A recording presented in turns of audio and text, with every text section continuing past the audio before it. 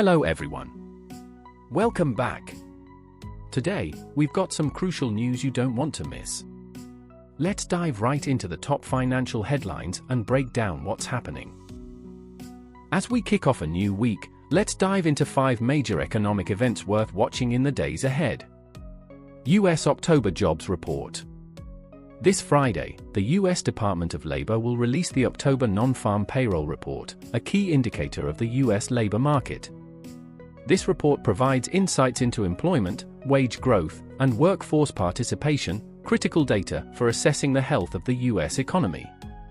It's also the last report before the Fed's November decision on interest rates, making it highly anticipated by global markets. Wall Street expects a slowdown, forecasting 111,000 new jobs compared to the previous month, largely due to weather disruptions and major strikes like those at Boeing. Unemployment is predicted to hold steady at 4.1%. US GDP and inflation data. On Wednesday, the initial estimate for Q3 GDP will be released, with expectations for a 3% annual growth rate, mirroring Q2's performance. Thursday's report will include personal income and spending, plus the Core PCE Price Index, a primary inflation gauge for the Federation. Together, these reports offer a snapshot of the US economic pulse and inflation trajectory. Tech giants Q3 earnings. Big tech players Alphabet, Microsoft, Meta, Apple, and Amazon will announce their Q3 earnings on Wednesday and Thursday. Their performance impacts not only the US economy but also the global market, as any earnings surprise could lead to significant market movement. Global oil market reactions. Oil prices have been volatile due to Middle Eastern tensions. Investors will watch Monday's opening to see if oil prices stabilize. Over the weekend, Israel's strike on Iran avoided targeting key oil facilities, which could ease some upward pressure on prices seen last week. However, any new developments could quickly change the market's course. China's October PMI data. China will publish its October PMI on Wednesday, followed by Caixin's manufacturing and non-manufacturing PMIs on Thursday. These early indicators provide valuable clues about the health of China's economy and its potential trajectory in November. Lastly, the US election looms large. This is the final full week before Election Day, which tends to add market tension. Historically, the market stabilizes ahead of elections and often sees a dip post-Election Day. Whether this year follows the pattern or surprises, it's a good time for new investors to observe market responses through this election cycle, an invaluable experience that's best not overhyped. Secondly, here's a major story from Japan. Japan's ruling party could be on the verge of losing its majority for the first time since 2009. Big news. According to exit polls from NHK, the Liberal Democratic Party, LDP, might end up with around 153 to 219 seats, down from the 247 seats they held before this election. This would mean the LDP might no longer hold a majority on its own, putting the Prime Minister's position at risk. Under Japan's constitution, a party needs 233 seats for a majority or to have the power to nominate the Prime Minister. With fewer than 233 seats, the LDP can't do it solo anymore. Prime Minister Shigeru Ishiba reportedly saw this coming, so he's banking on his alliance with the Komeito party. His hope is that even if the LDP's own seats fall short, the combined seats with Komeito could still keep him in office. So, why is the LDP facing such backlash? It mostly boils down to years of scandals and corruption cases, many linked to political donations gone awry, similar to recent controversies around Taiwan's People First Party. Just like in Taiwan, some Japanese LDP members allegedly used public support and political donations to pad their own wallets instead of funding their campaigns. Even after Abe's passing, the party's leaders have tried to downplay these issues, which hasn't sat well with the public. Meanwhile, Japan's main opposition party, the Democratic Party, is eyeing a coalition as well. They currently hold 112 seats but hope that alliances with smaller parties could get them to 233, allowing them to nominate a prime minister. The stakes are high, and this election could act as a midterm for the LDP's performance. There's even talk that if the LDP fares poorly, Ishiba could be on his way out. So, Japan's political scene is definitely heating up, and we're in for an interesting ride. Next, here's another important story from Bloomberg. Title: As US vote nears, Ukraine's allies worry about what comes next.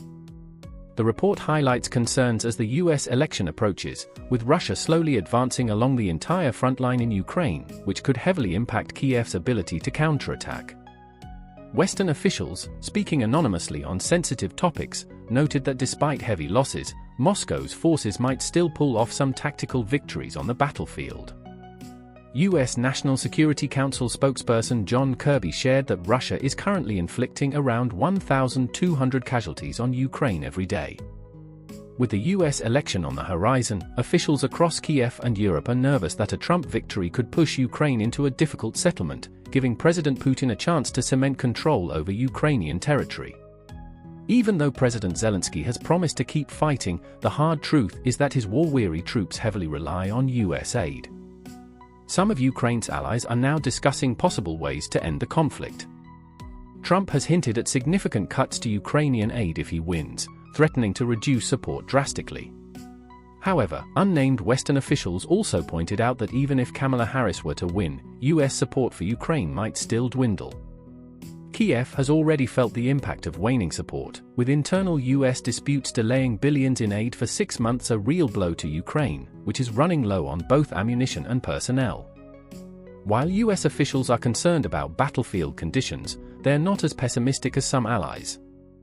In early November, senior U.S. officials suggested that Ukraine could likely hold on to Russian-occupied Kursk for at least a few months and noted that Kiev's ammunition supplies are stabilizing. This could help Ukraine hold the line, even if it doesn't tip the scales toward victory. So, as election day in the US draws nearer, Ukraine's future has once again become a major topic of global discussion, bringing with it widespread concerns about what's next. Fourthly, here's another significant story from the Wall Street Journal front page today, giving an in-depth look at yesterday's large-scale Israeli strike on Iran. Title: How Israel pulled off its largest ever strike on Iran. Subtitle: Attack unfolded in waves and struck missile manufacturing and surface-to-air missile defense sites across Iran. According to the report, around 2 a.m. on Saturday, Israeli pilots bearing the Star of David patch on their uniforms climbed into about 100 fighter jets at an airbase.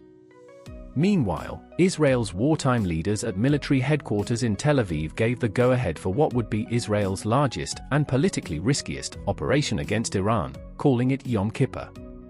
The objective was to punish Iran for recent attacks on Israel while minimizing the risk of a broader regional conflict that might involve U.S. forces or other countries in the area.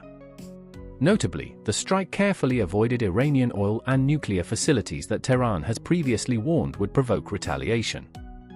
It seems Israel was mindful of U.S. concerns as well, signaling the high stakes of the current Israeli-Iranian standoff. Israeli sources claim the operation successfully eliminated several Russian-made S-300 missile defense systems in Iran. Our message is clear: we don't want escalation, but if Iran decides to strike again, we've expanded our operational freedom over Iran's airspace, said one Israeli official. Hours before the attacks began, Israel reportedly informed the US as well as some Arab and European allies about the scope of the mission. Interestingly, some officials in these countries quickly passed the information along to Tehran. Israel's Prime Minister's office later dismissed reports that Iran had been notified of attack specifics as false and absurd. It's a curious situation, as Israel likely anticipated that some allies would alert Iran when informed about the strike, making this a unique pre-attack maneuver.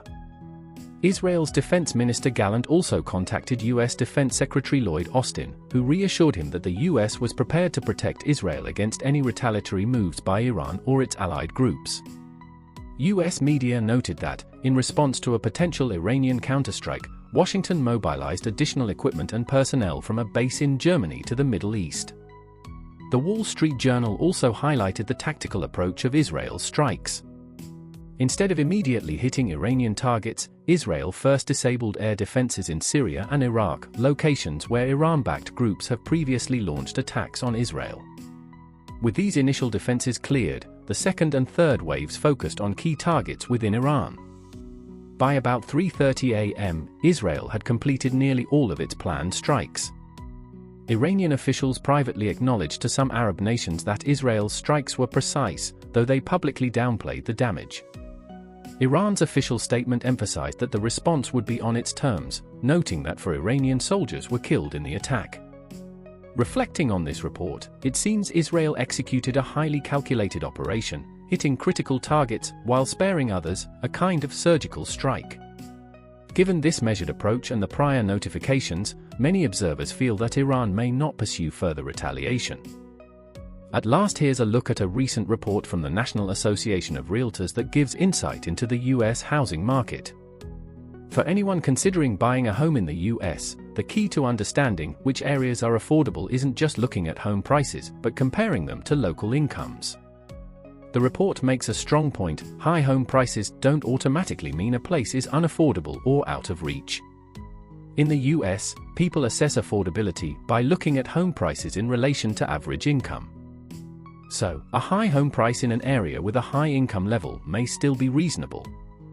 If you focus on the income-to-price ratio, though, affordability rankings shift quite a bit.